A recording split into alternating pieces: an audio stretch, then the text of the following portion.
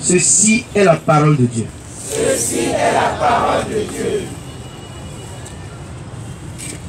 Elle a dit que je suis enfant de Dieu. Que je suis enfant de Dieu. Elle a dit que je suis béni. Que je suis béni. Et c'est la vérité. En vérité, je suis enfant de Dieu et je suis béni. En vérité, je suis enfant de Dieu et je suis béni. Parce que cette parole, ce livre, et cette parole, ce qu'elle a dit, est toujours la vérité. Parce que cette parole est vérité. Selon Jean 17, verset 17. Et cette parole m'a oint. Cette parole m'a consacré. Par la vérité qu'elle est. De la part du Père Tout-Puissant. De sa main de puissant. De Tout-Puissant. Je suis consacré. Par cette parole. Par sa main. De Tout-Puissant. Du Dieu. De l'univers. Créateur du ciel et de la terre. De l'univers visible et invisible. Je suis oint. D'en haut. Non pas d'en bas. Je suis marqué. Du signe des enfants de Dieu. Du signe des dieux, enfants de Dieu Tout-Puissant. Je suis marqué. Et cette parole, qui est vérité, n'a pas dit que je serai écrasé par l'ennemi. Elle a dit que je suis vainqueur. Et la parole me dit, en lui, nous sommes vainqueurs. Cette parole n'a pas dit que je serai pauvre. Cette parole m'a dit que je suis de la race d'Abraham, que je suis de la race d'Isaac, de Jacob, de Joseph, de David et de Salmon. Cette parole donc a dit que je suis de la race des riches. La pauvreté et moi n'avons rien en commun. Je suis maître des richesses de mon Père. Parce qu'il m'a dit, dominez, multipliez-vous et dominez la terre. Alors je domine toute créature. Je domine toute créature. Je prends possession de ce que Dieu m'a donné. Je prends possession de ma richesse qui me vient du très haut. Je prends possession de mon trésor inépuisable et éternel comme mon Père. Cette parole n'a pas dit mes malédictions, mais il a dit mes bénédictions.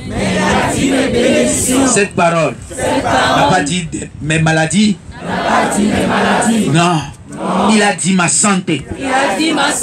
Santé de l'esprit. Santé de l'éternel. Santé de Dieu. Cette parole n'a pas dit des problèmes. Pour moi. Non. Cette parole a dit mes solutions. Cette parole n'a pas dit des échecs dans ma vie. Cette parole a dit mon succès. Et je dois aller selon cette parole. Selon ce décret divin. Je dois aller de gloire en gloire avec le Saint-Esprit. Cette parole est irrévocable. Il a parlé. parler. Et plus personne ne parle. Et plus personne ne parle. Silence sur la terre. Silence sur la terre. Parce que le Verbe a parlé. Parce que le Verbe a parlé. Le Verbe a décrété. Le Verbe a décrété. Le Verbe de Dieu. Le Verbe de Dieu. Cette parole ne passe jamais. Ne passe jamais. Le ciel passe. Le ciel passe. La terre passe. La terre passe. Mais cette parole ne passe pas. Mais cette parole ne passe pas. Cette parole est mon rempart. Est mon rempart. Est mon rocher. Est mon rocher. Cette parole c'est mon rocher. C'est mon rocher. Elle a fait de moi. Elle a fait de moi une pierre. Une pierre d'achoppement. Si je tombe sur quelqu'un, la personne est écrasée. La personne est écrasée. Si une personne me touche, et me colle, tombe sur moi, elle est encore écrasée. C'est cette parole qu'il a décrétée. Personne ne peut dire le contraire. Personne ne peut décréter le contraire. Parce que cette parole a créé le ciel et la terre. Et tout ce qui respire. Toutes les créatures. Tous les êtres humains. Tous les êtres animaux. Tous les êtres minéraux. Cette parole a tout créé. Et quand elle parle, personne ne peut parler. Quand elle ouvre, personne ne peut fermer. Quand elle ferme, personne ne peut ouvrir. Cette parole est terrible. Terrible pour l'enfer. Terrible pour les forces de l'enfer. Les esprits de pauvreté. Les esprits d'appauvrissement. Les esprits d'entêtement. Les esprits de mévente. Les esprits de blocage. Les esprits de chômage. Les esprits d'aliénation. Les esprits de misère. Cette parole est terrible. Et une terreur terrible. Pour tous ceux qui s'opposent au plan de Dieu sur moi. Au plan de Dieu l'éternel sur moi. Yahvé Sabaoth. Le Seigneur des armées. Le redoutable guerrier d'Israël. Le redoutable guerrier de l'Église catholique universelle et romaine. Cette parole est terreur. Terrible. Yahvé Sabaoth. Yahvé Jireh. Propriétaire de tout l'or et de tout l'argent du monde. De toutes les richesses qui sont sous le ciel. Cette parole est le Dieu de Job. Cette parole est le Dieu de Salmon. Cette parole est Jésus-Christ de Nazareth. Mon chemin. Ma vérité. Et ma vie. Pour toujours. Dans les siècles sans fin. Amen. Amen.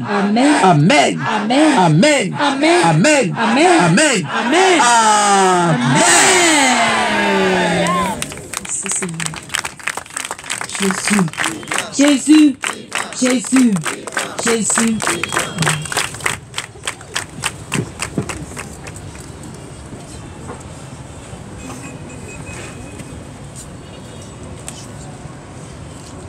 Alors nous verrons patouiller.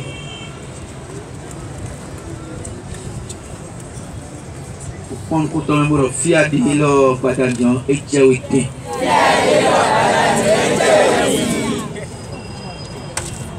Nous m'avons con à côté. Nous m'avons téti à côté. Puis l'on a dit et tchaouité. Doudou m'avons si toka kola l'autre.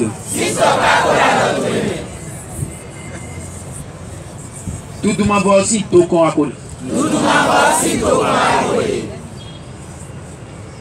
Mawa wewe Doudou toto. Nous n'y sommes oui.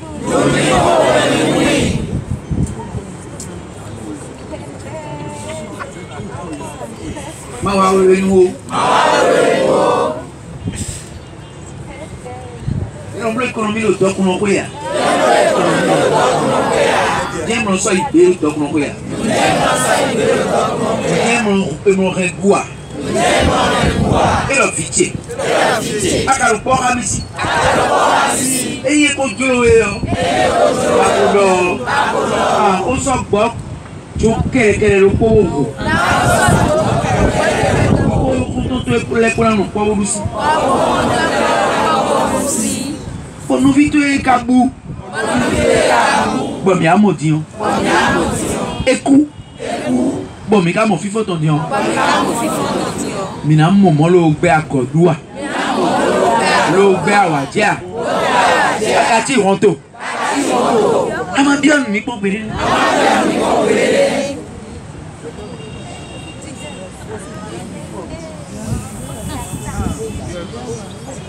Ako bien mi o. Anakobu. Mais nous tu as bien toi quand même. Il faut que tu cafia. Les ouais tu t'en compte pour fou. Pour carrément lieu du bolé quoi.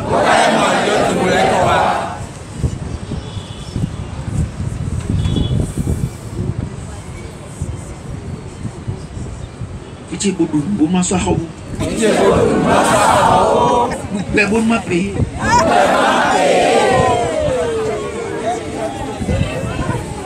Oh, soussouné nous là. Dormi bon ni jamen mi.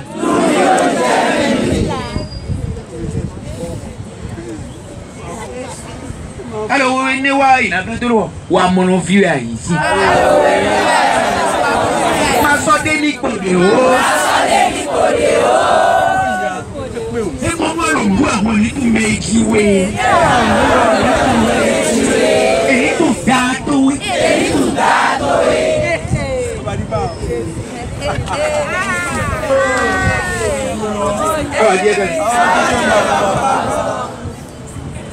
Et quand c'est roi de l'idée. Vérifiez le bouton. Vérifiez. Il y a ces rats, compte là.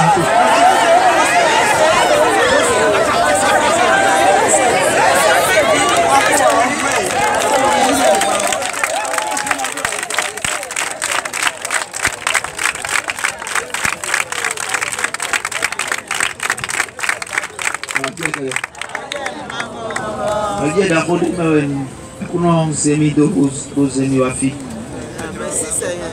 Bon jangan aku dah, dia ni di mana ni, di mana gosi kerja Katolik kau beri tu.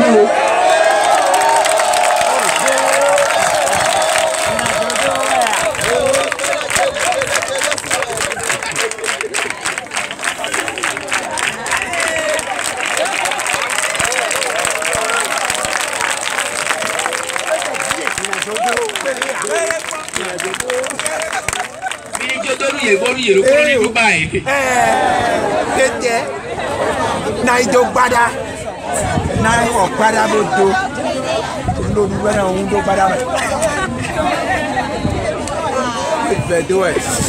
e ino jile mi jodoru ye o yere corona du lo du gafu bo flize an gba lo so afobo bo gbidi epo e ah dia kere. Allez dans Ézéchiel 34.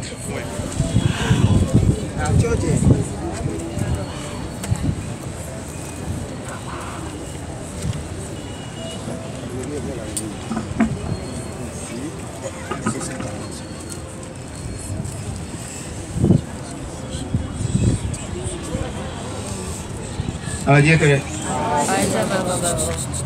Main jangan konmi.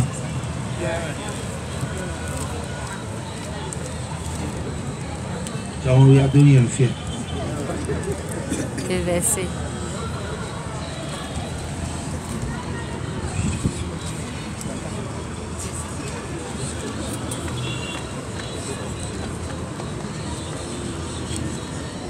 Docteur, il y a deux mêmes mais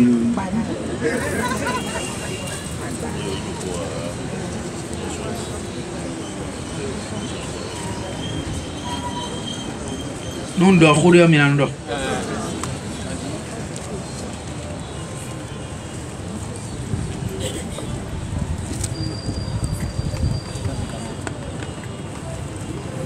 to dire ikuso mi ru khodo ka mi tan ru khodo mon mi tome a je kare do abalo toto ni do khodo tu me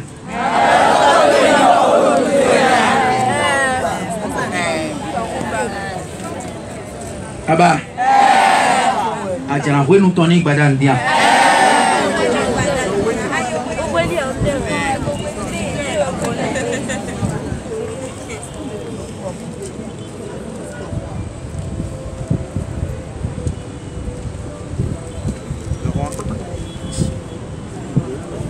alors j'ai que pour votre femme c'est bon. J'ai 4 mains. J'ai mes 2 mains, j'ai les 2 mains de Jésus. Alors, dis que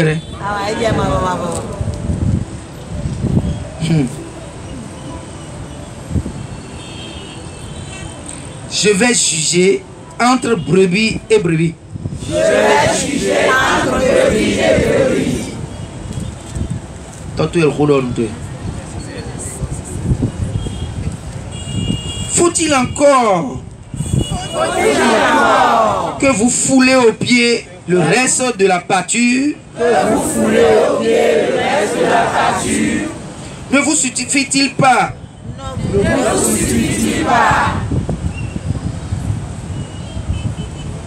Ne vous suffit-il pas de paître un bon pâturage?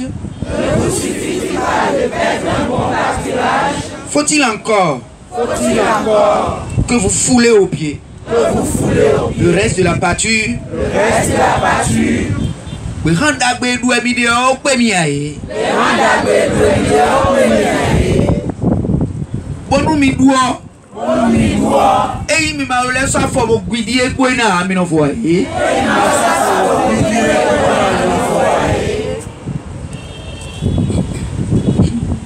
Ne vous suffit-il pas de boire une eau claire? Faut-il encore que vous troubliez le reste avec vos pieds? Et mimo sindagbe. Sewe. Ego inumbo si beria e. E male so afo ulu si epo na e no vivi mi e.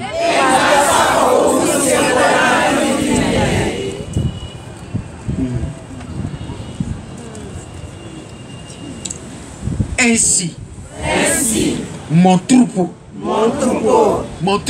bien-aimé, mon troupeau chéri,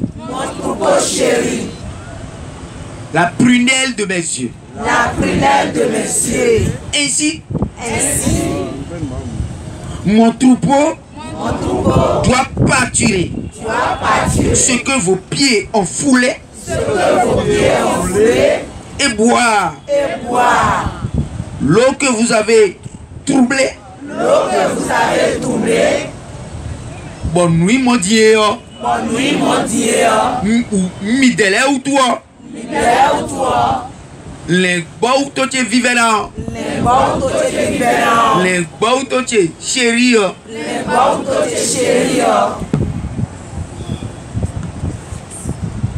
Opéré à formiton bidio. Et ouais, Jana, Doubédia. Domi ou toi. Si à formiton ou lourd. Et ouais, Nawaja, nous béa. Et né ou toi. Oui, à Kuno Lodidori. Ouah. Bonata, ouais, nous mais. Ouah. Bonata, ouais, nous mais. Do lengbo po tenti. Na da wenu me. Na da wenu lengbo juno. Do lengbo kuko. Tenti. Na da wenu ye. E lengbo juno si wecho. E kale hileng bo e kuko si wecho. Na da wenu. E lengbo juno si weko. E me mo ho. On les bidig beha. Pas fort. On les botti rougo là on a. Beha au couteau. E me mo ho. Lo mo sinda we bonu se. Fele so foton go bidi. Si les botti kokuru no le na no. Wa bona tawelo. Fina na beje pe. Fi ta fugle gbo ti le mi le je pe.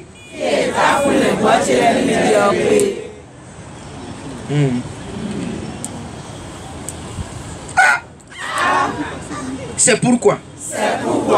Ainsi parle le Seigneur. Je viens juger moi-même entre la brebis grasse et la brebis maigre. Parce que vous avez bousculé du flanc et de l'épaule. Et parce que vous avez donné des coups de corne à toutes les brebis qui étaient malades, jusqu'à ce que vous les avez dispersés hors du pâturage. Aïe, aïe, aïe, aïe. Je viens. Oui, je viens au secours de mes bêtes. Et elles ne seront plus au pillage. Je jugerai entre brebis et brebis. Donnez migala. Boiseta. Lo nyabo. Lo sozolen. Bo vitele. Lo ila sonje we utu.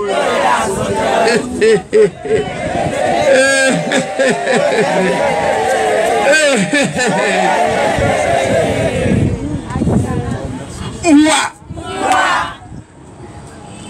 Bonatawe.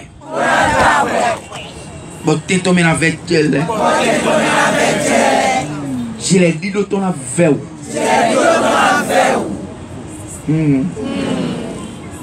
Ouais. Bon, les bottes, et ça n'a chodéa.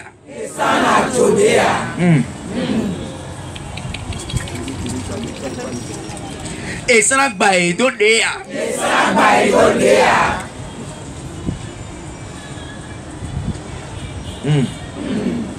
Buena atonsi iglesia chemedea.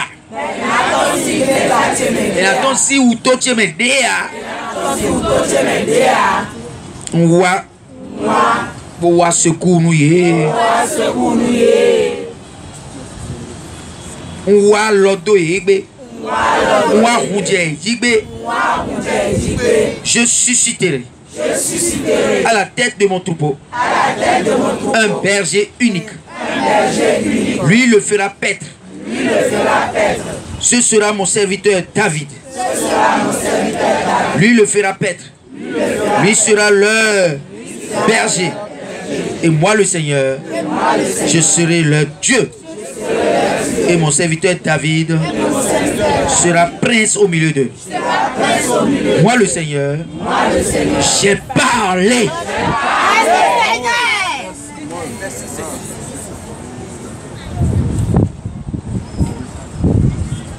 Naso les bains de poké no yenou. Mais c'est toi David. Donc David doit y avoir le mon. David doit y avoir. Il est ça. Il est deke. Il est Samina. Il est David Oye. Il est. Bon, oui, c'est un caca. Mérito, mériton.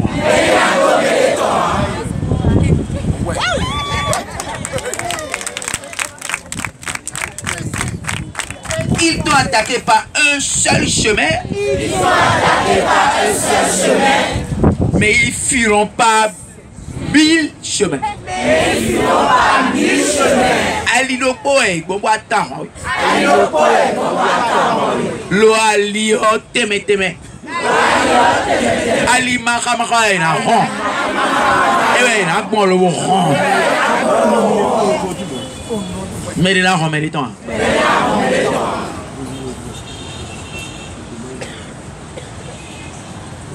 Bon lengboy to ti David o. Ina non lengboy ti len. Bon lengboy to iton. Bon ya kuno. Nyina i mauye ton. Bon ya kuno. Na i mauye ton. Nyeo. Akuno. Chaluno. Ukenu. Eje kuram. Ko gaga ingo. Ko gaga ingo ya. Quando Dieu me m'a tossé igreja católica mais. To akuna ko être confirmé de mi gbadadi.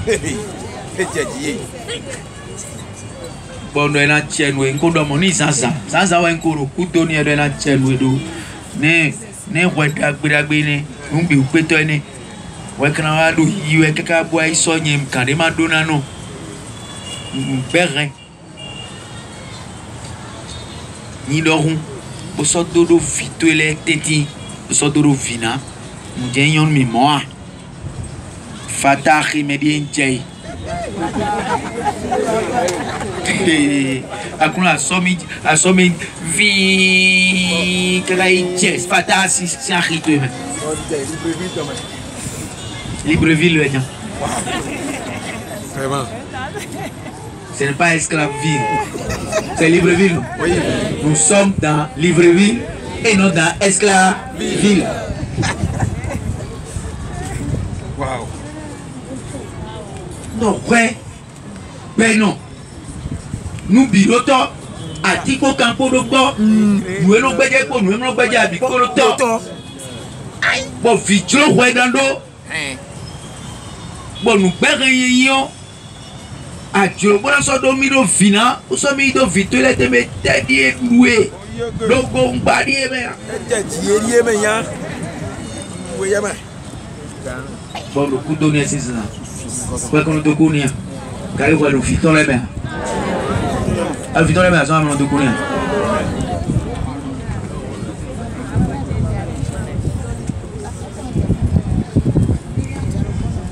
Alors ne quittez jamais l'église catholique. Donne-nous vie après. Je suis en sécurité dans l'église catholique. Je suis en sécurité dans l'église catholique. Rien ne peut m'arriver. Rien ne peut m'arriver. Absolument rien. Ouais.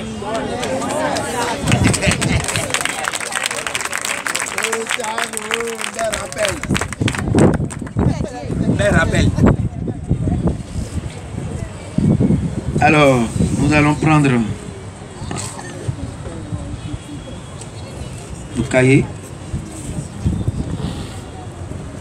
que le Seigneur nous enseigne encore. Et je viens d'entendre, il dit la main qui s'ouvre pour donner. La main qui s'ouvre pour donner ne cessera pas donc de recevoir. La main qui s'ouvre pour donner ne cessera pas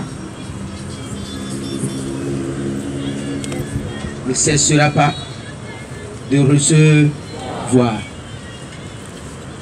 Et alors, no rumbo na no mel.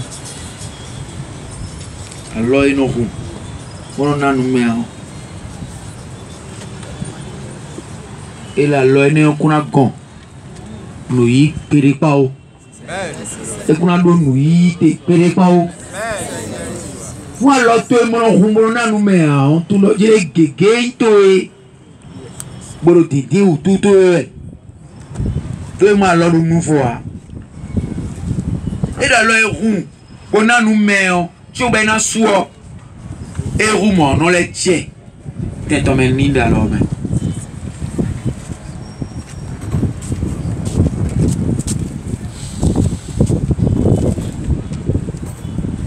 Il dit la main qui s'ouvre pour donner se referme pleine. La main qui s'ouvre pour donner se referme toujours pleine. Alors, Rumbona nous met en Tchobena Soua.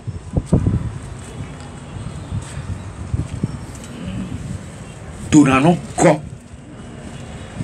Tournanon quoi? Bon, si vous voulez assez le fille, ben Dieu, secret, na même édo nous dit, ne va pas bloquer exercice au bon, non vite. Pour le coup, il faut rien. Souvent, c'est que rien, mais dit que tu le fille. Autant l'autre, autant.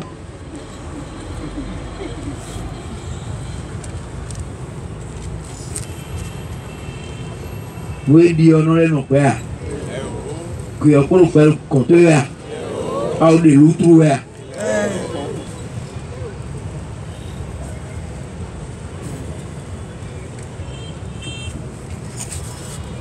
Si c'est mais ouais, non, à moi, Zandido, on va voir. On serait en train de voir, on ne voit jamais. On va dire que.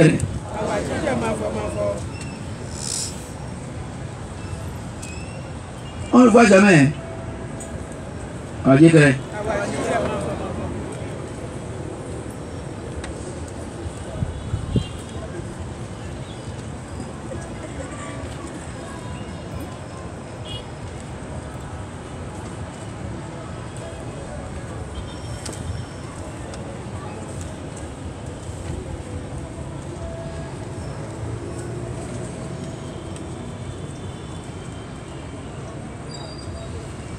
Et aujourd'hui, le Seigneur nous dit que l'offrande n'est pas que matérielle. L'offrande n'est pas que financière. L'offrande peut être l'offrande de tout l'être. On va pour étayer le propos du Seigneur. Nous irons dans Romains 12, parce que c'est souvent ça que nous ne faisons pas aussi. Romains 12, verset 1. Nous n'offrons pas notre corps, nous n'offrons pas notre être à Dieu. Et parfois, c'est tout cela qui fait obstacle à l'offrande matérielle, parce que nous-mêmes, nous ne nous appartenons pas à Dieu, on n'a pas accepté appartenir à Dieu, alors on ne veut pas que nos biens aussi appartiennent à Dieu. Aidez-moi, lisez-moi. Romains 1. Romains 12, verset 1. Romains 12, verset 1. Je vous exhorte donc, frères, au nom de la miséricorde de Dieu, à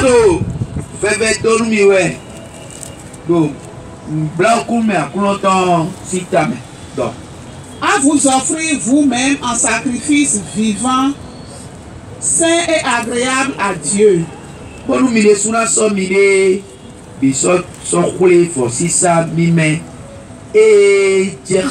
le bonognon m'a aussi nous comment. Ce sera là votre culte spirituel. Fier si c'est mi-temps. A tout on a donné titone. Par contre on a y si c'est mi-temps. Et mi c'est ma ou kaka bonu mi ma sommé jo no akuno. Tout a y quoi mais nous sommé jo no. Par contre on yon. A ni tie nous boire boblo le mi. Pour savoir le mieux akuno. Mo do bonde ya. Oh yeah.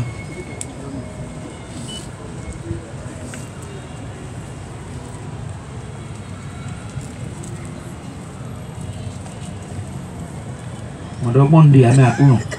Dendo modo ndia.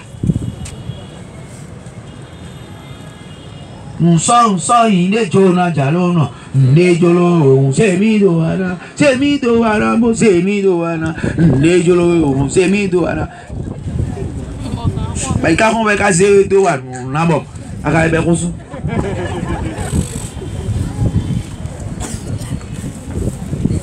ayo lo mi bon ko wa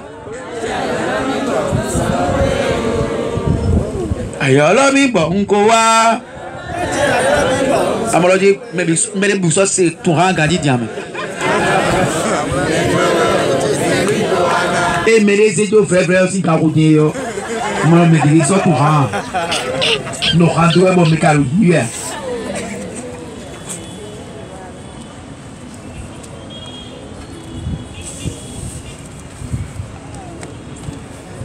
Nous vite.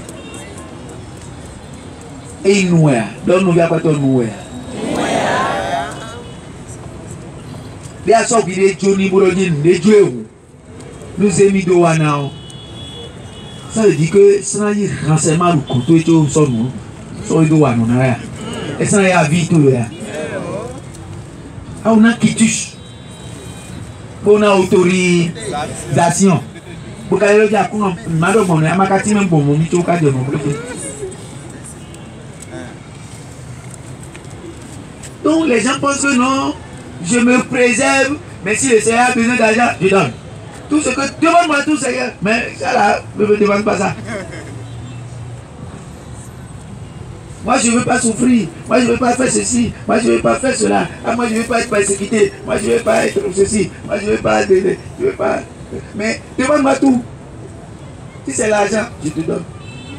Qu'est-ce que le Seigneur va faire de ton argent? C'est lui qui t'a donné l'argent. C'est lui qui possède l'argent et qui t'a donné une partie. Et tu dis que si c'est l'argent, je te donne. Et les gens pensent que parce qu'ils ont fait des offrandes d'argent et ceci et de cela, c'est fini. Ils sont déjà quittes vis-à-vis du Seigneur. Non. Tu vas donner ton fils. Tu vas donner ta fille. Tu vas donner toi-même. Abraham a fait l'expérience. Est-ce que Dieu s'est contenté des offrandes matérielles d'Abraham? Abraham n'a on a lait, on a mis, on a oui, on a hein?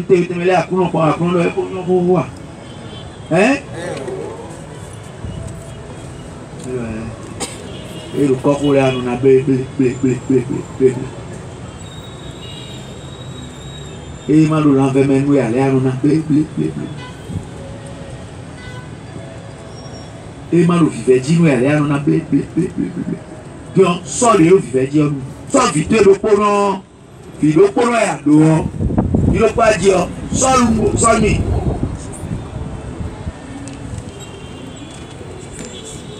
Viens noter deux travaux pour nos 80, pour nos 100 ans, ouais. On ressent ton essence de tout ça de où. Et nous y a chance de ça de bas, les accros ballons boto bien.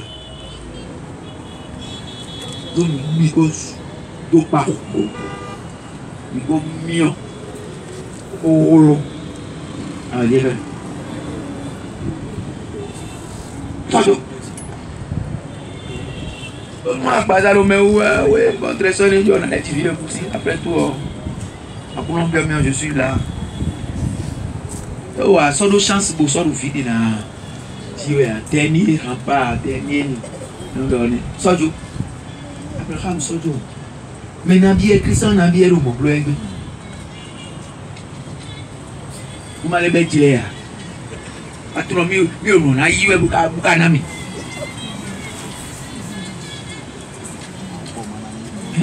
Ah, bon, mon ami, bon, côté, nous sommes moi, bon, comme ça, ça, alors, finalement, so, un ami, Boukal, voyez, nous sommes, nous mener, pas y tenir où.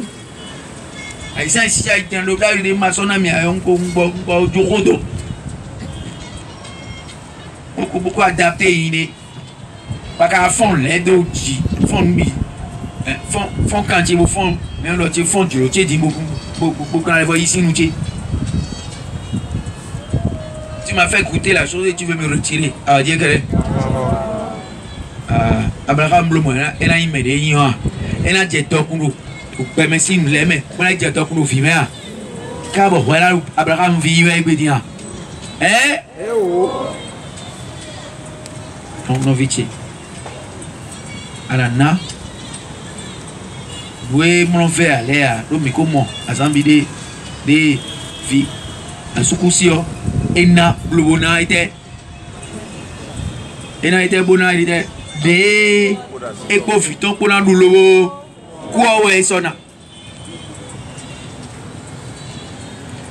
Quand bien on vit à Patalo, Nama ou à Kona, vivait tout et moi. Est-ce qu'on a Maouboy non couvert le premier point? Un an Maouboy en fort point. Un an Maouboy carré monte point.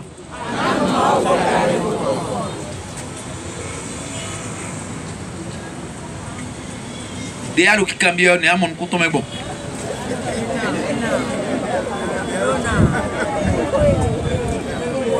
Est-ce que nous comptons mes voix? Nous comptons mes voix, on est bloqué. Nous comptons mes voix, oui, oui. Oui. Nous comptons mes voix, alors, oui.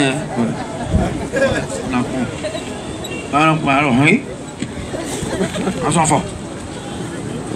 On trouve. Est-ce qu'il y a mon prix à temps de. Nous comptons. Le cambien au compte pour tomber.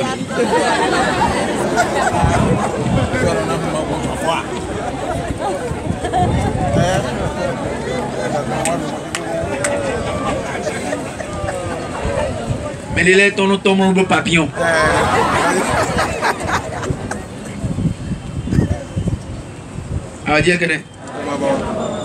Alors, donc, sache donc que tu dois donner tout ce qui t'est cher. Quand tu donnes à ton frère, ne donne pas toujours ce dont tu n'as plus besoin. Ne donne pas la nourriture que tu as du mal à avaler.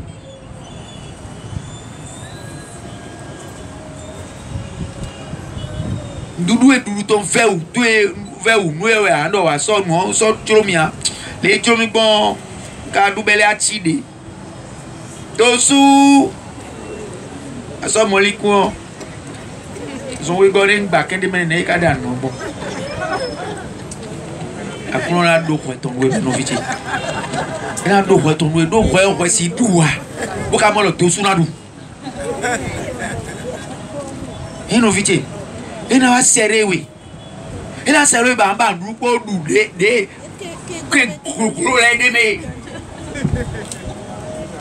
et n'a soit doué. Tout se perd, frères et sœurs. Ah oui, on va sortir toi, et on va sous sa rouée. J'ai dit, vas-y, à où on met. Allez-moi, on est Awena mekade bon. Ils sont tellement non.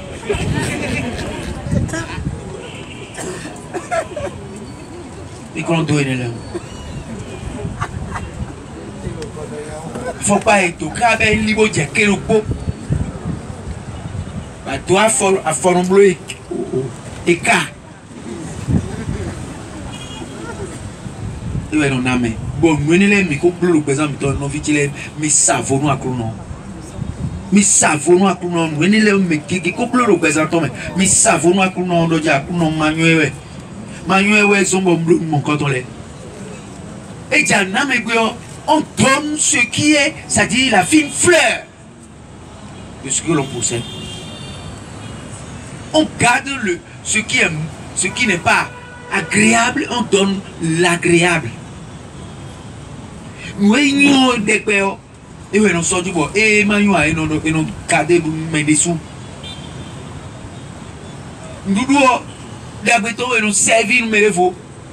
Bon, et nous, faire des mêlés, et nous servir, mais des bois, nous nous coupons, nous servons, nous savons, nous coupons, mais nous coupons, quand on répond.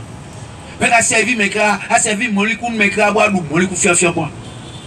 N'y n'est qu'à servir, non, bon, dis-moi, faire ton adoi. N'y a aussi mon licou de voyage, tout dire. Nous, mon licou, faire.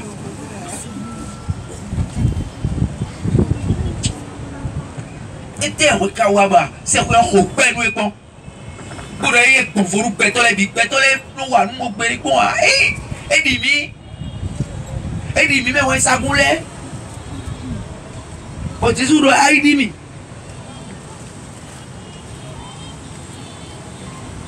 Aïe, mais toi, est servi, ouais. Le pont là est cloré. Pour bien quoi il dit. Le lait ou qualité dit. Le lait comme ça. Nous sommes dit. Pour les tourants, il faut pour les ou qualité dit.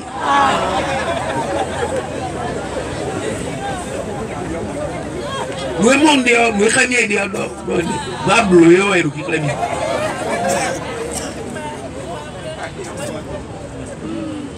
au fin de fin, on va sortir là et nous jouer sur le tas.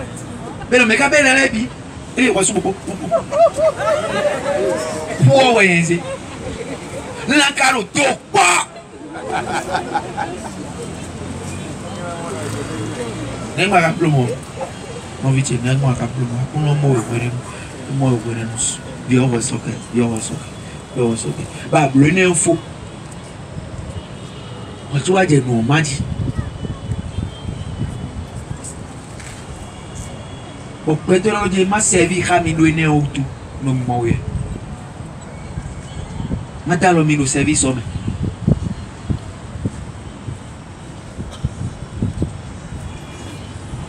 Il doit boutir pas moi, alors tout mais nous servir, mais on. Nous nous bébé.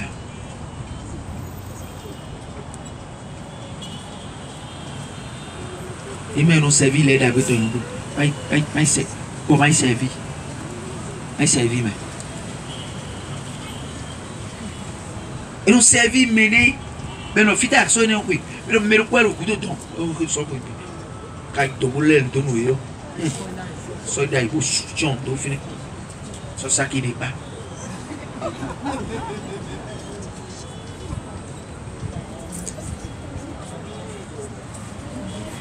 Oui, qui vivent et sont moi. Nous vivons sur là. Nous vivons comme ça, on est arrivé. On est arrivé sur nous. On est dit, et ça c'est que les mains bien vivent. Avec ça, on va économiser pendant 2 semaines.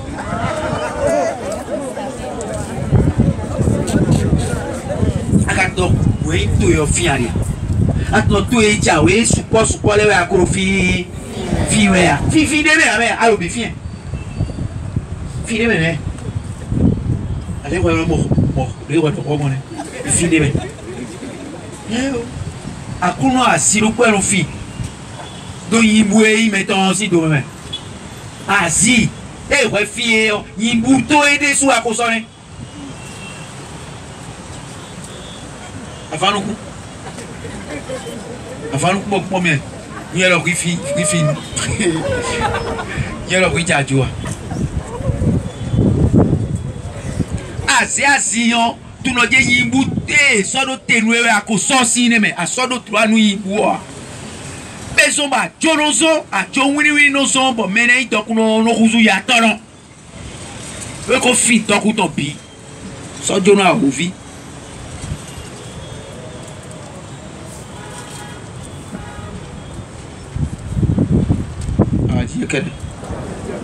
Savons à Clonotoy. Do akuno to ya ji to echo ba ji aka je kan ro lo me. Don no vi apato yo ku so amonti no jire. Puis so edida ya gba won. Ya ro pe ton gbe. O toton po no ton po kon. Ba ipala.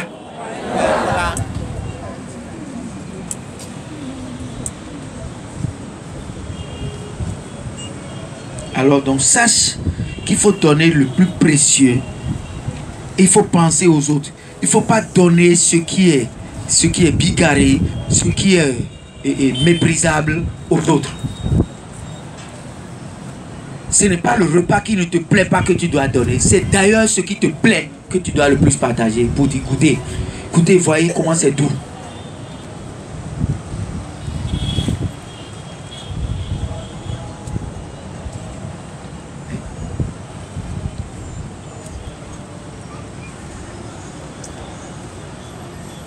Et puis, un membre de la cité doit avoir des caractéristiques.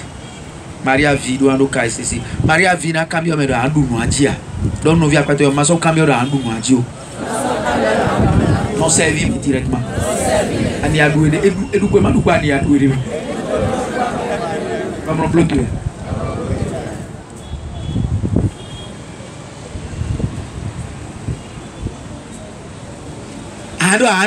Ando aja. Mi bo servi. Oh, mo hele do.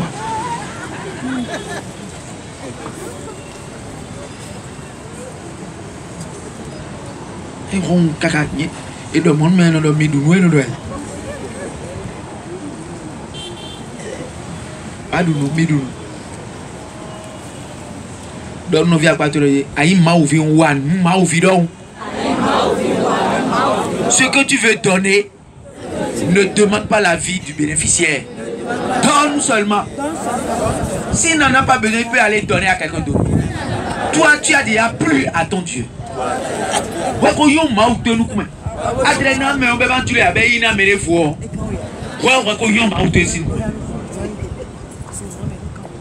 On a un médo et le besoin de mettre dans l'auto. On a un médo de yon comment bon do ya plolo se kwe e ka kwa plolo mo bon frère nya ya mo mi body ko tout table ni e so e kwa plolo bon se kwe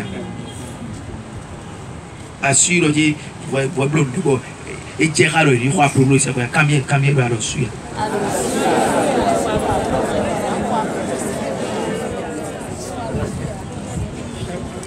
e glabo ibe ya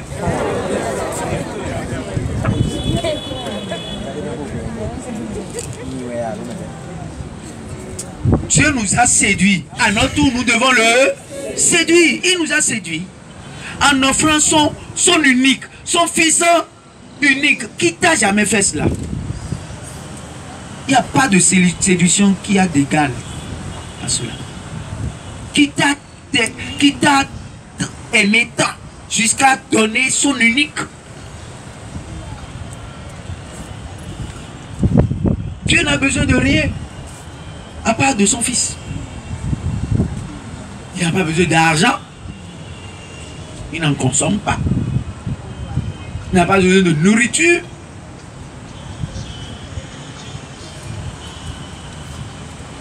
Il n'a pas les besoins des hommes. Le seul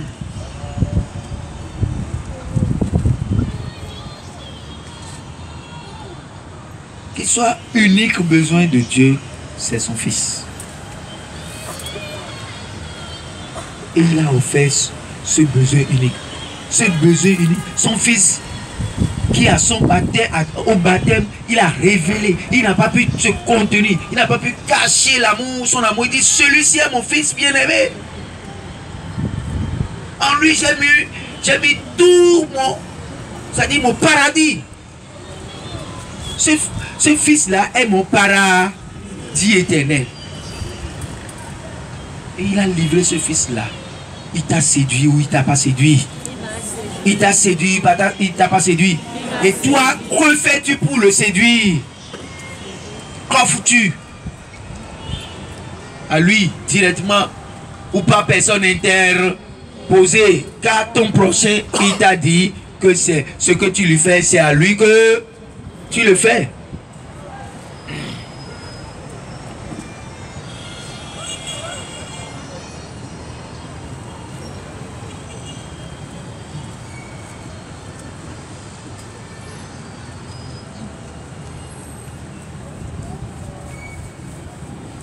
J'ai servi mes bébés.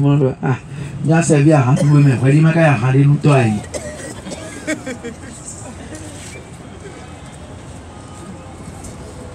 On conditionne celui à qui on veut faire une faveur déjà. Seigneur, pardonne. Tout cela nous a appauvris. Donne-nous la pardon. Nous étions comme les liés.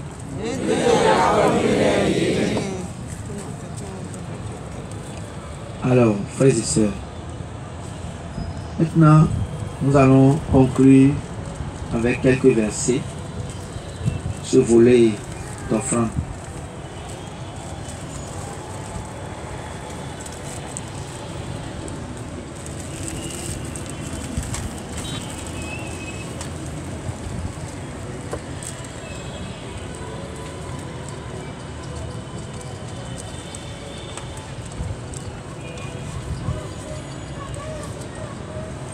Allons dans le Nouveau Testament.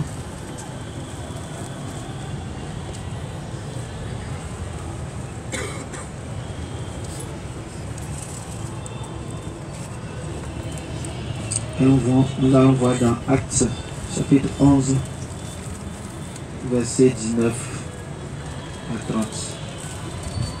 11, verset 19 à 30. Pour voir comment la solidarité communautaire se manifestait. Le souci de la famille spirituelle.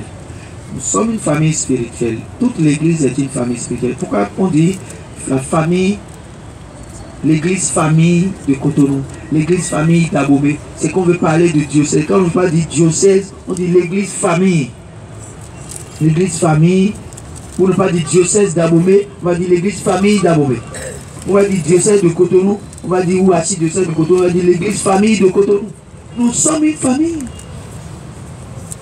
Le Seigneur a trouvé que nous sommes trop dits pour rester dans nos familles exiguës de oncle, neveu, ceci. Non, notre famille est immense. Dis à celui qui est à côté de toi, tu es un prince, tu es une princesse. Ta famille est immense.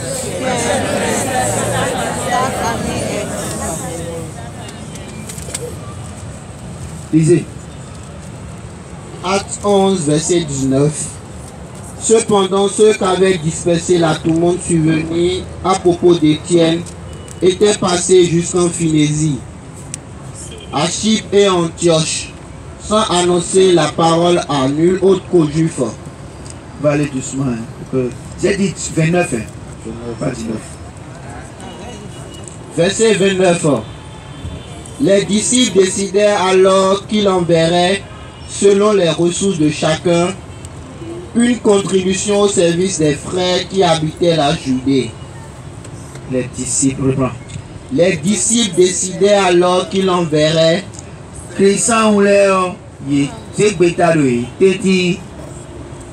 selon les ressources de chacun, une contribution au service des frères qui habitaient à l'odo, non vie le Judée ici, à Yodi dans l'air. Verset 30. Ce qui fut fait. Bon, nous l'envoi adressé aux anciens fut confié aux mains de Barnabas et de Saul. Bon, c'est de yo, et so nous Barnabé kodo Saul ko. Bon, ni so ni to wan. Ah, dire que. Ah, dire que. Moi. Nous quand on les et bleu et midi nous mais si il peut ou à mon héros alito les il met le Judée dit le met le Judée ben c'est alors que c'est dolé il ne le pavé tout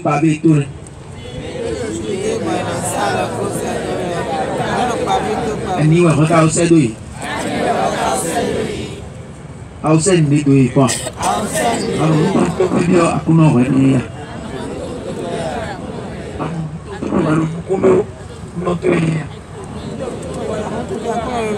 ah, on sait les doigts. Ah, nous, ça. Ah, nous, vous. Ah, nous, 4 côtés. Bon, on est là, assis,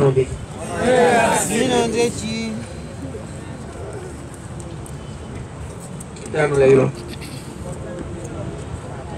Tapote ni Tali. Pardon. Yaoundé. Boulé du badanto. Yo yi deme. Be edu sasa. L'autre cool. Né, pour 4 goûter. L'eau du badanto. Et blé néné. L'eau médié. Oh, 23 heures. Bon, c'est. Et là, viens bien là. Tu veux qu'on saute? Tu veux sauter? Non, tu t'es allé sauter. En allant, il est pas d'accord.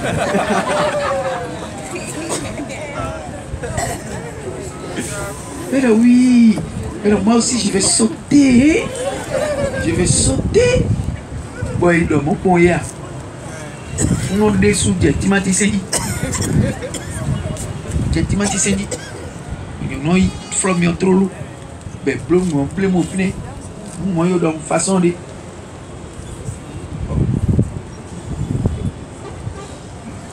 Qui a tout dit? Oh non, t'es blâmé. Mais là, on veut sauter, c'est comme ça on dit. C'est comme ça on dit. Si avant de dormir, on a encore faim là, on saute.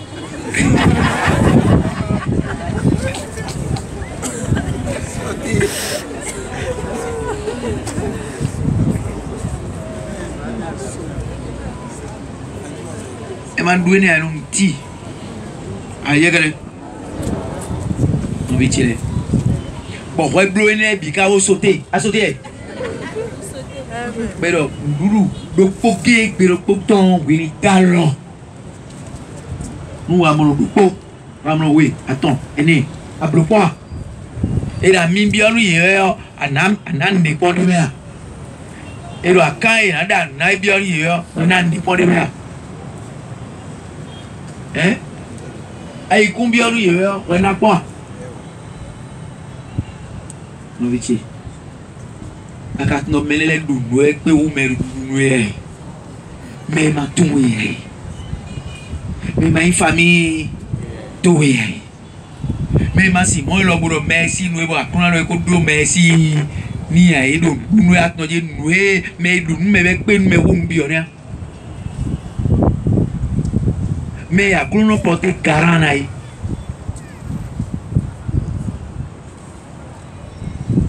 Et si il merci na donia, nyonyi na boyi merci olobo.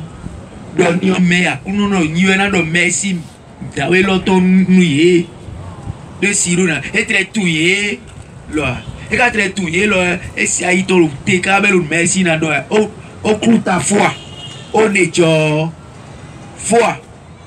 Na do merci. Non videur. Ba ya, kaso ita ton pon dion. Et quoi, 15 ans.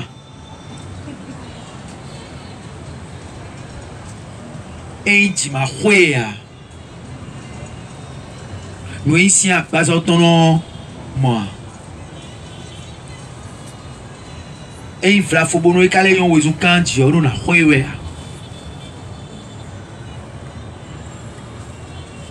On va dire que mene doué à mon tocoin.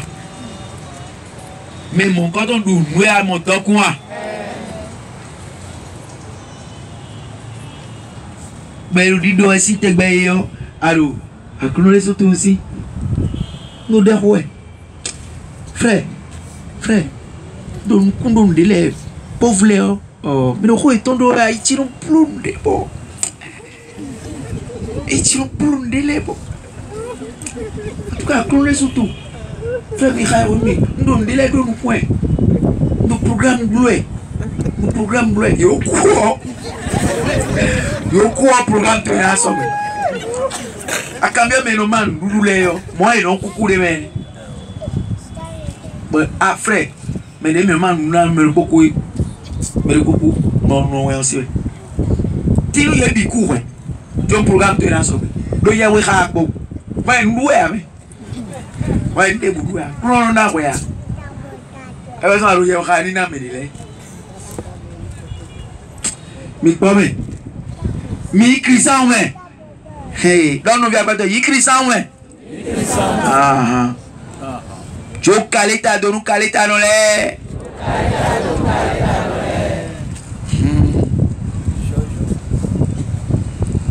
Alors, on menait le Judée, donc nous vient pas de. Regarde, nous menons le Judée, tu vois, alors dis-le sur moi. Menez le couvert le Judée. Tu vois, alors dis-le sur moi.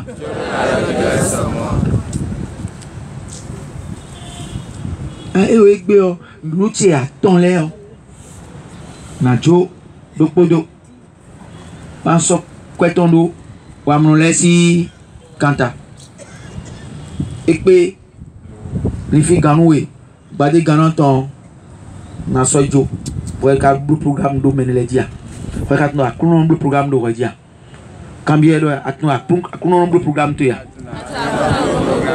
Et bien, on va l'autre qui a pris point. Ah, faut ça vaut roi, oui. Ah, il y a un roi, on tiens.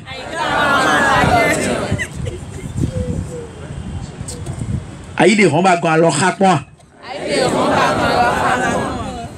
Beaucoup de tout dans le point.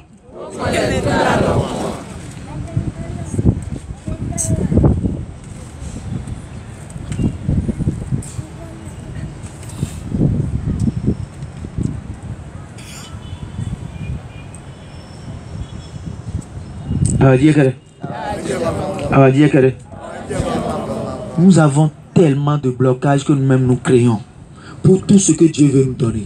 Nous laissons créer blocage. Bon.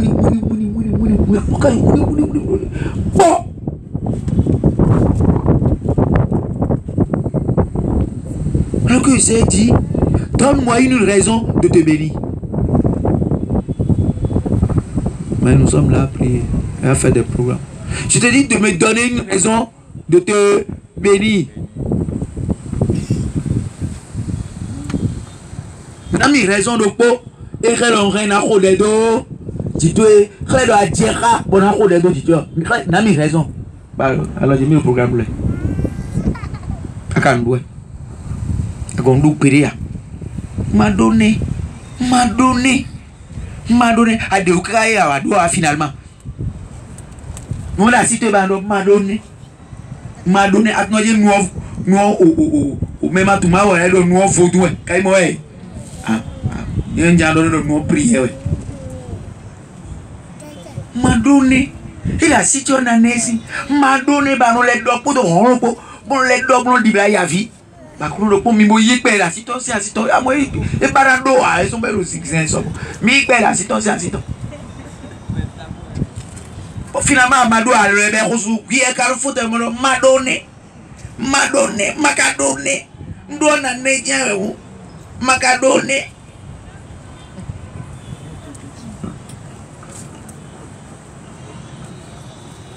Isa noir pas les misa aïe maman nous de misa donc on Michael opéré mais nous coin nous sortent pas mais nous mais ouais non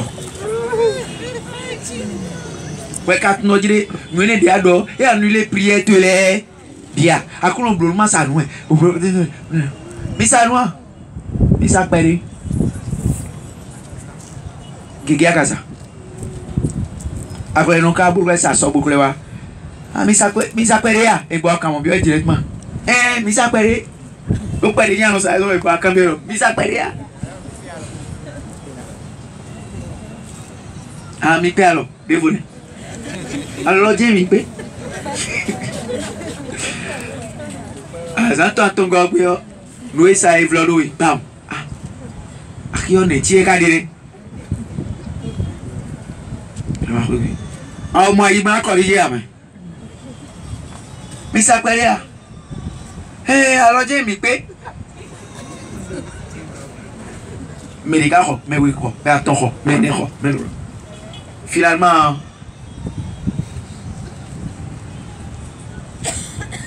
mais ça quoi là? Yegi ahiwe be.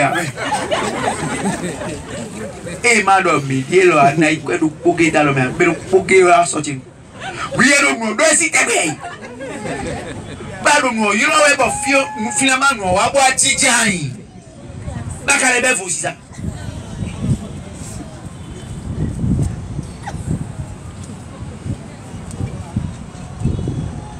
Eneo. Et sont de reclé ou mon diamant. Ah! Et Gana Marie au Billy. Oui, elle est. Donc, nous vient pas de rien à quitter. Au fond, tu peux vivre au fil, fantôme, tu peux vivre. Le commentaire est tout vieille. Tiens, on sort de rien, on vit là. Ah, il y a carré bon. Ah, sauter l'eau. Mais il y a même. Il y a même.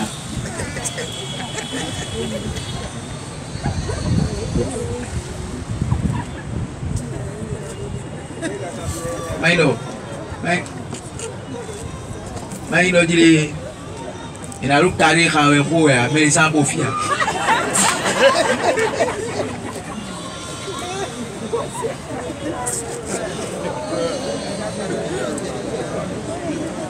Ah, surtout l'eau. Oui, oui.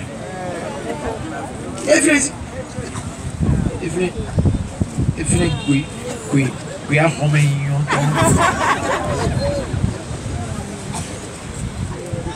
Et carré, oui, manière. Vie où tout est. Vie où est-ce qu'on va profiter. Vie où est-ce qu'on va profiter. Quand nous voyons le monde, mais ma balade, on finit. Elle a une efficience. Hein? Vika Kubaga le pays. Alors, fi, où tu as envie pour fi? Bah, Vika le naïf yo. Bouna monter. A monter waï. Bah, il naïf yo. Voilà, pour fi. Ouais, faut ça. Ils sont vraiment, ils sont comprendre pas. Mais qui ne peut pas faire votre dire. Alors, fi, où tu as envie pour fi? Notre bouche là. Donne-nous via la petite faute là. La petite faute là.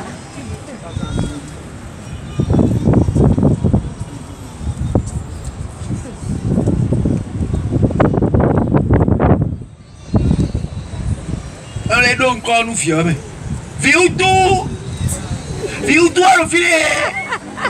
Papa.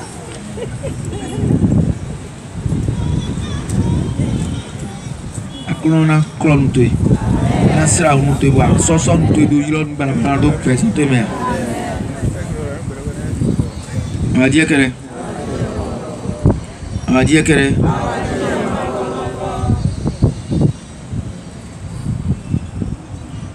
Alors, je voudrais qu'on lise encore ceci.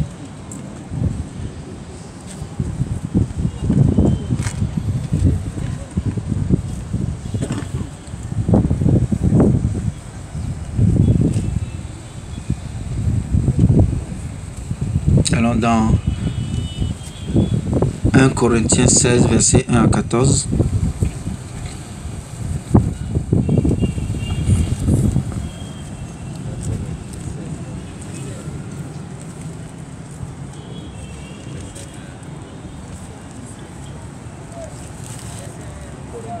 Pour être un bon chrétien, ce n'est pas difficile.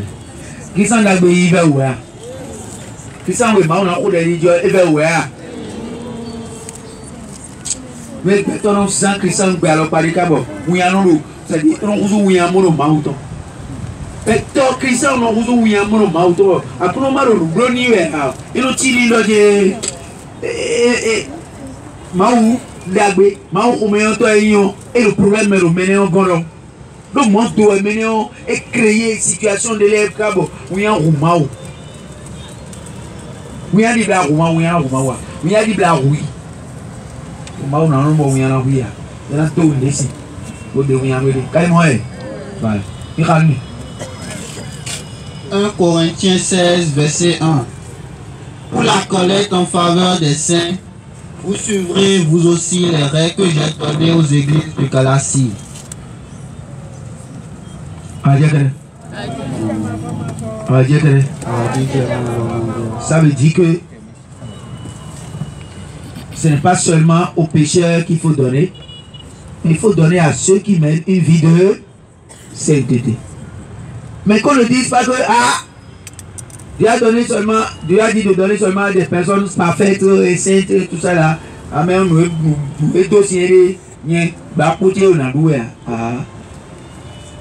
Mais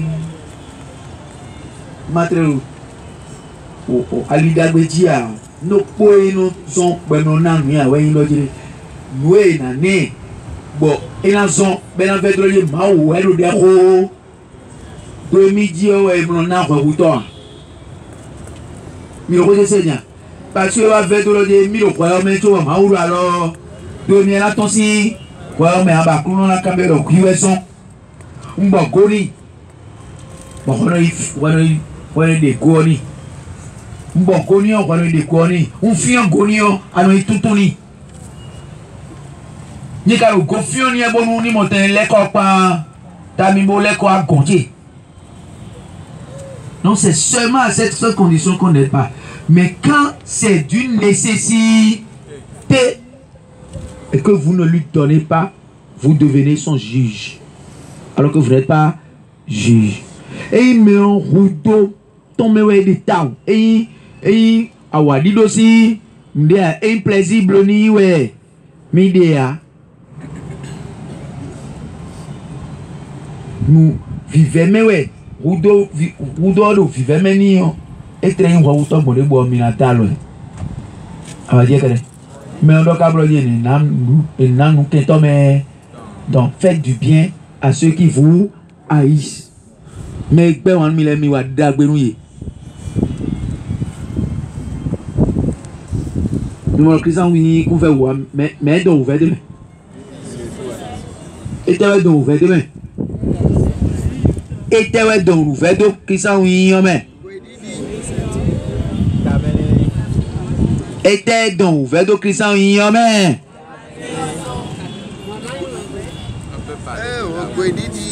Mais bien là n'a rien réponse au home. T'es donc ouvert donc Christian oui mais non mais ouais mais non t'es et t'es donc ouvert donc Christian oui mais mais bien là il et t'es donc mi do so masila mi so ko bonu me ro lo le ni mo te bo so àwọn ìtàn e a mi le so ko ganji taka jen we you voro servo lo nu bi apa fi akun servo je pe la jazo e pon fi wo pon ba e akun servo so mo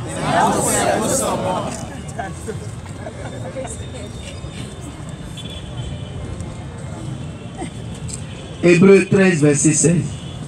Nous sommes en train de conclure les offrandes.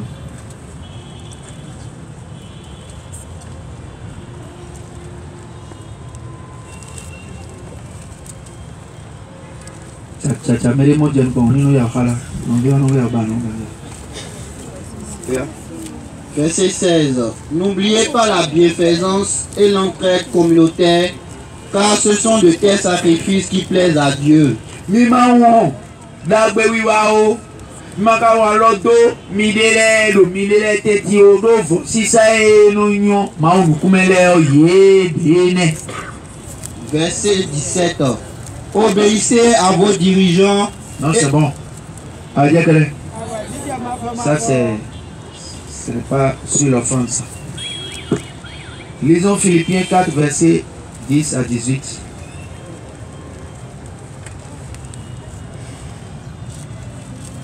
La joie que procure la bonne fait la générosité. Philippiens 4 verset 10. Je me suis beaucoup réjoui dans le Seigneur de ce que votre intérêt pour moi ait enfin pu refleurir. Oui, l'intérêt vous l'aviez, mais l'occasion vous manquait.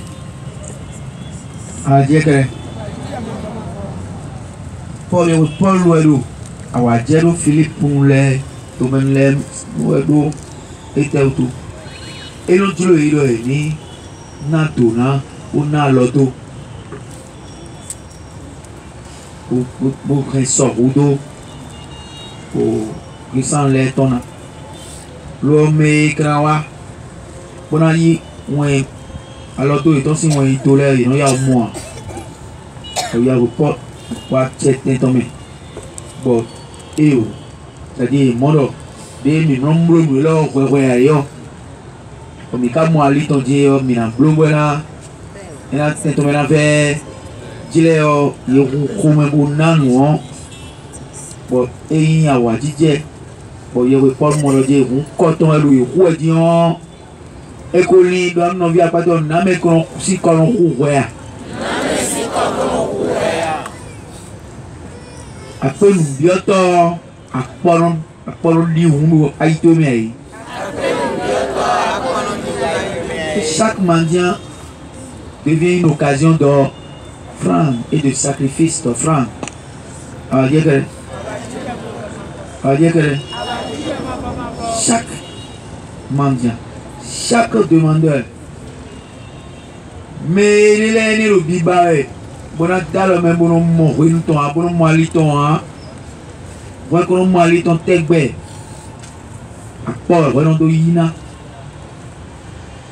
Bon, voilà do ina. Parce que bah ne va dire. Parce que fou, tout me le top pas. Pour la pas fort le temps. Bien là donc. Ils sont gros ils sont montés. Ils sont chelés oui bah bidon. Ah dire que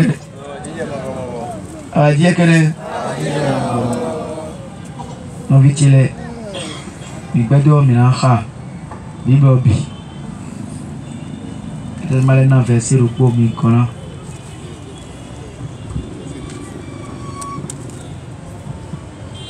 Alors t'es au final.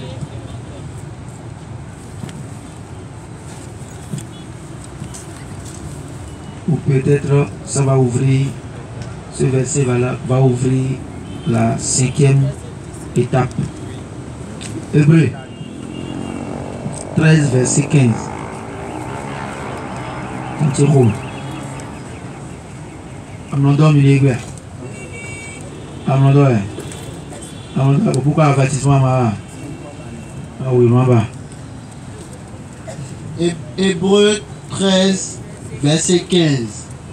Par lui, offrons sans cesse à Dieu un sacrifice de louange, c'est-à-dire le fruit de lèvres qui confesse son nom. Le fruit de lèvres qui confesse son nom. C'est-à-dire le fruit de la bouche. Ah, dire que et le manque beaucoup et il sort sous ce qui passe nina. Non, j'ai pour l'introduction bon finir nous lundi prochain. Mais la belle étape à Tongo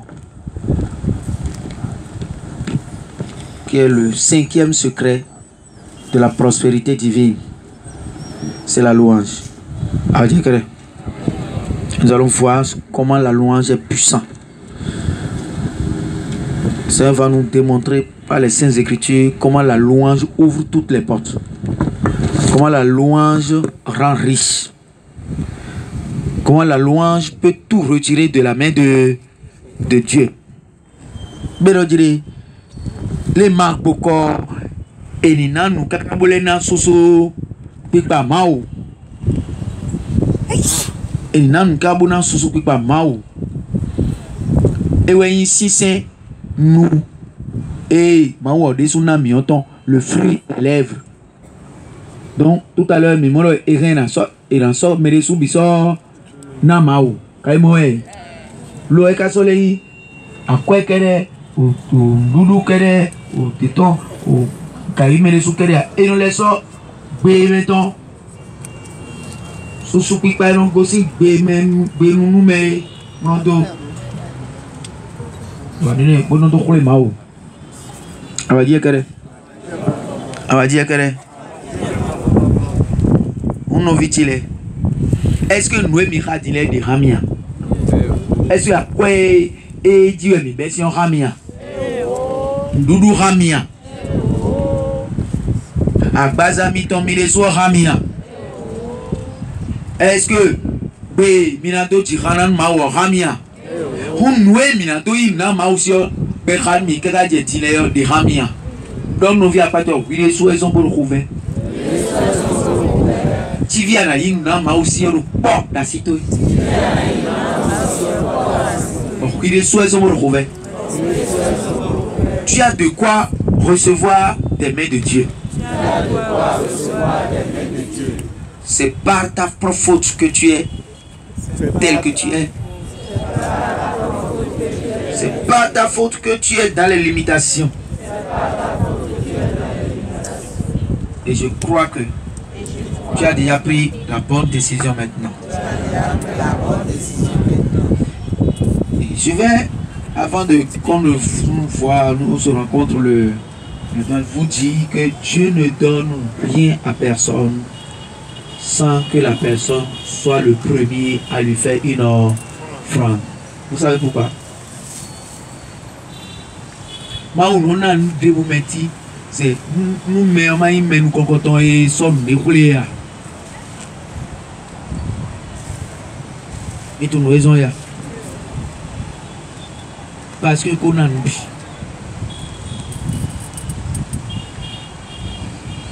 Nous si vous doyez, tu vas qu'on a oui. Bon, tout le monde c'est tout les hommes pédé, nous n'avons pas pédé ton là, si tu. Pédé ton là si tu. Nous pas dire bien là si tu. Mais il a quoi bah ouais. Est-ce qu'il a le temps de le voir? Hein? Mais le 5 millions va dire, est-ce que 5 000 n'a rien? Nous 5 000 c'est rien, c'est grave.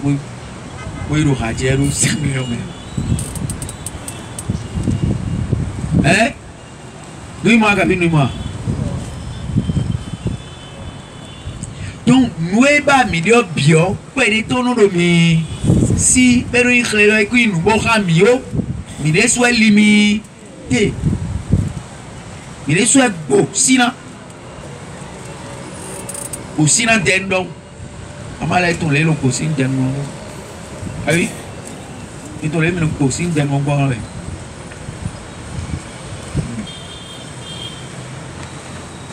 Nous m'avons trouvé ici. Trouvé ici, quelqu'un bon. Attends, d'accord, non, pas violent, non, d'accord, mais là, nous avons aidé. Le pétard, mais. On me dit là, ah, on a dit là, pour ton vieux.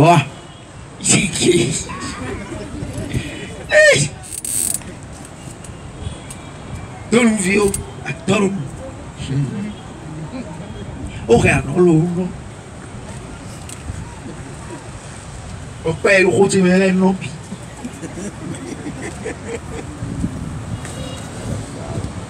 Attends, tu vois, là, tu vois, nous n'avons pas de dit, Tony dit, c'est tellement bien.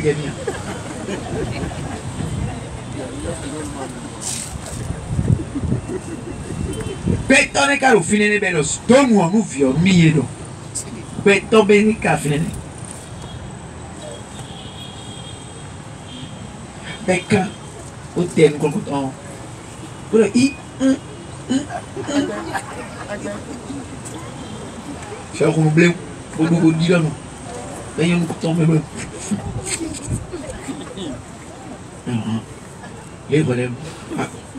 À non toto, à non dion.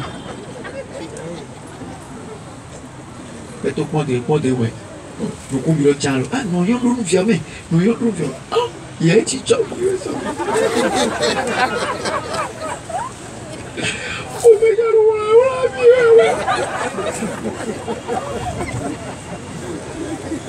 il était blessé au gars tourné.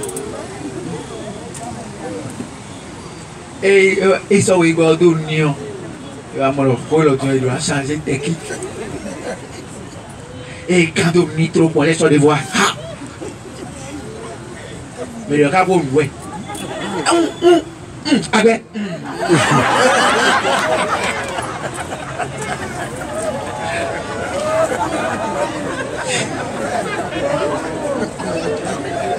Aïe, maman, il y a un bail caca.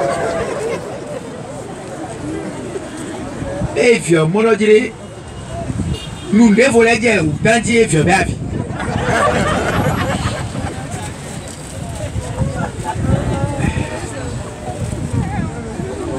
Ah, mais ton fils, surtout son vilain. Il était là, il était là, il était là,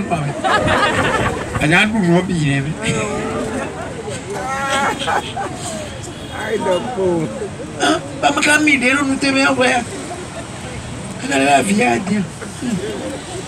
Oi, mãe. Ouvi.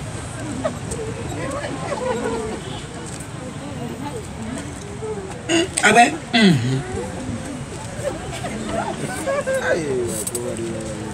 Et nous bidons, on nous vient. Et nous bidons, on nous vient, c'est quoi? Ah, on dit à quel est? À tout le monde de Tito. À la floupon. À Yavia. À tout le monde. Et il déboise. Non, il y a bien bon non. Il s'est fait pauvre pour te rendre riche. Nous a dit la parole de Dieu. C'est pour te rendre riche qu'il s'est fait pauvre. Alors, il n'y a rien à faire. Tu vas glorifier son Saint-Nom. Tu vas glorifier son Saint-Nom. Il y a des témoignages déjà beaucoup parmi vous. Je sais que quand on va finir la 5e étape, on va faire une pause avec des témoignages. Beaucoup de témoignages. Il y en a qui ne sont pas en touriste ici. Mais les noirs, ils ont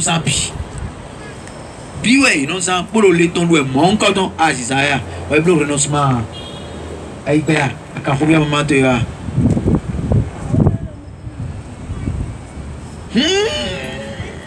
bodiolo aso do moya aso yi saint sacrement ay jawa don Jésus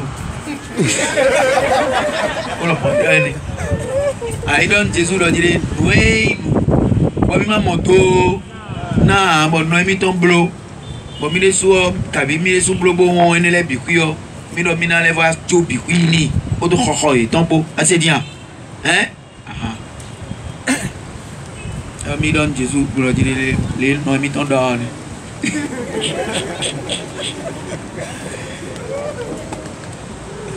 Jésus mais non so do le wa jo no to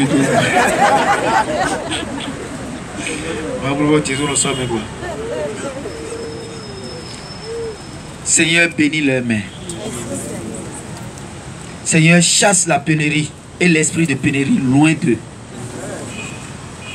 Seigneur, chasse l'esprit de pauvreté loin d'eux. Seigneur, chasse l'esprit d'avarice loin d'eux. Seigneur, chasse l'esprit de limitation loin d'eux. Chasse l'esprit des dépenses inutiles loin d'eux. Je vois des dépenses inutiles. Il y a quelqu'un ici, je reçois sa parole. Quand il trouve l'argent, il fait un constat. Il se met à acheter. Quand il n'achète pas, il n'est pas à l'aise. Et à la fin, il constate qu'il n'achète rien d'utile et rien de ce qui. Mais les filles, bon, où est-on y? Et mon frère dit alors, tu m'as dit, et non, voit.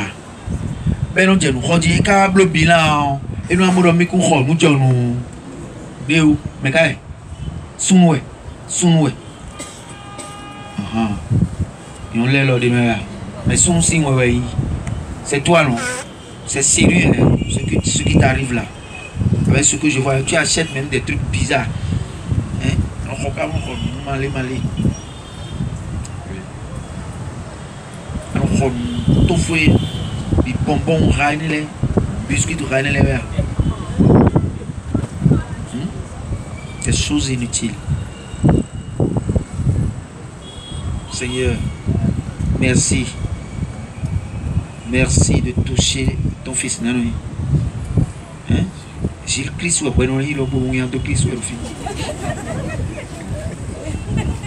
je réprime cet esprit. En ton Saint-Nom maintenant. Je réprime l'esprit de gaspillage, l'esprit de dispersion de fonds.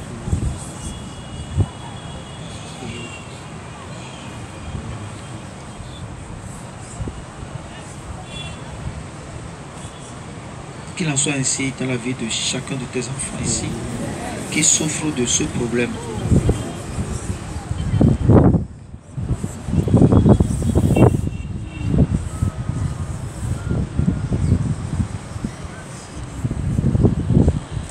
Akunon guiti, yeno ba kwa de bulu khom tete, kwa jeme gome mako san eno voix. Non so igbe et nous sommes pour nous modo dire mi kudo pour besoin de regarder kho et ma kho nous voit mais quand tu fini c'est tu as commencé il y a 3 jours donc c'est la troisième fois que tu viens ici et le Seigneur a mis sa main sur toi. C'est toi, tu seras fidèle comme ça. Hein? Seigneur, merci. Merci pour ta compassion. Pour tes enfants. Merci pour ta miséricorde. Pour tes enfants. Merci. Merci. Purifie les mains. Les mains marquées dans les ténèbres. Pour ne rien contenir. Purifie les mains passoires qui ne peuvent tenir quoi que ce soit. Ô Seigneur, je vois maintenant, je vois actuellement revenir à tes enfants ce que l'ennemi leur a volé. Oh, merci merveilleux Seigneur, merveilleux Jésus. Merveilleux Jésus. Mais il veut dire que s'il y a certains, quand ils vont fermer leurs yeux, ils verront. Ils verront des choses, ils verront l'ennemi rendre ce qu'il leur a pris.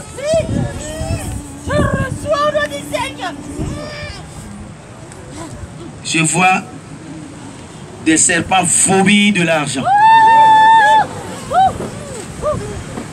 Je vois des serpents vomir de l'argent.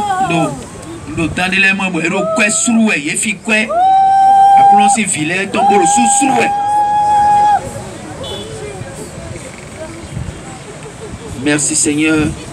Merci de rendre gorge aux ténèbres, de rendre gorge aux esprits d'appauvrissement, de rendre gorge aux esprits d'endettement, aux esprits de dispersion des finances. Merci. On ne vole pas aux enfants de Dieu. On ne vole pas aux enfants de Dieu. On ne vole pas aux enfants de Dieu. Que l'océan rende tout ce qu'il a gardé. Tous les biens gardés par l'océan, par l'abîme, par l'esprit des eaux, par l'esprit de Mamiwata.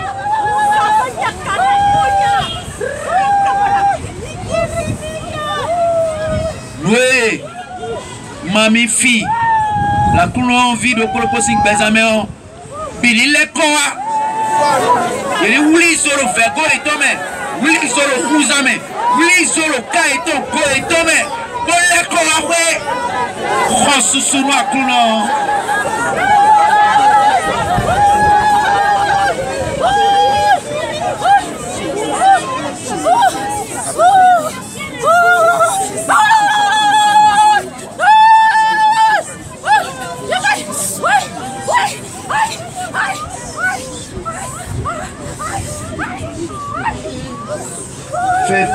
Fermez les yeux parce que le Seigneur montre l'opération qu'il accomplit maintenant. Il me dit qu'il montre à des gens. Il y a des visions. L'onction de vision. L'onction de vision. L'onction de vision descend et coule sur chacun. Regarde ce que le Seigneur te montre. Fils de Dieu, fille de Dieu, regarde ce que ton Dieu te montre. Il est puissant, ton Dieu. Il est puissant. Il est puissant. Il est terrible.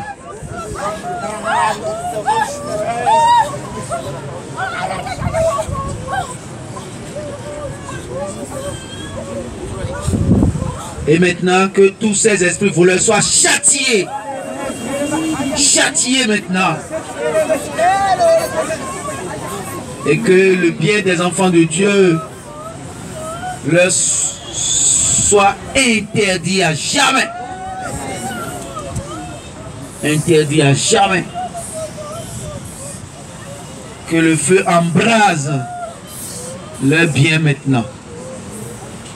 Et que chaque enfant de Dieu ici soit restauré dans ses biens, restauré dans sa richesse, restauré dans ses propriétés, restauré dans sa gloire divine, gloire de fils de Dieu, gloire de fille de Dieu, au nom de Jésus-Christ de Nazareth. Oh Seigneur, comme tes enfants ont souffert, j'en vois ici qui ont beaucoup souffert, mais ta compassion est au rendez-vous.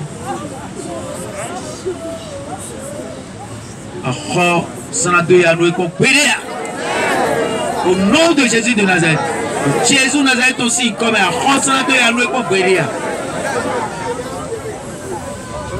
Hudo et Itoya, c'est la Toya no compéria. A ouvimos a foro de na da fo ezume. E mo kwete na ron.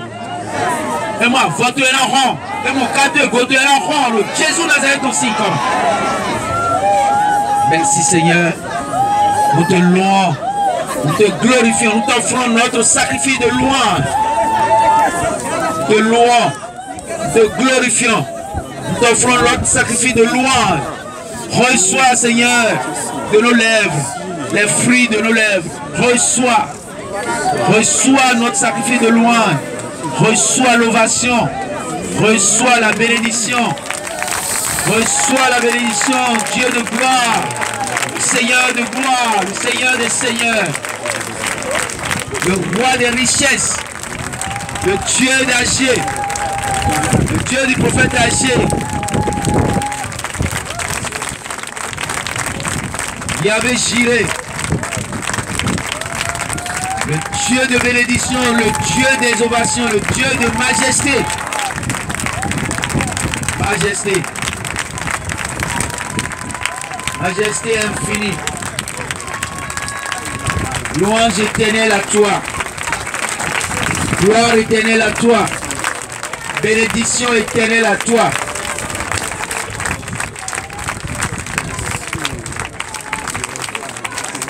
Béni sois-tu à jamais, gloire à toi, nous te louons, te bénissons. Applaudissez encore le roi de gloire, Jésus-Christ, le Seigneur des seigneurs.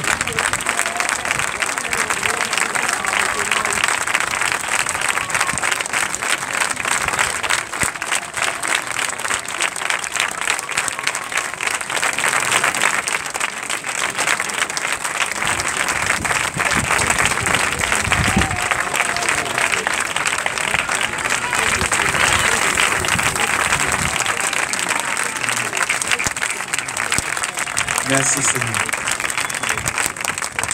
Qui est le premier?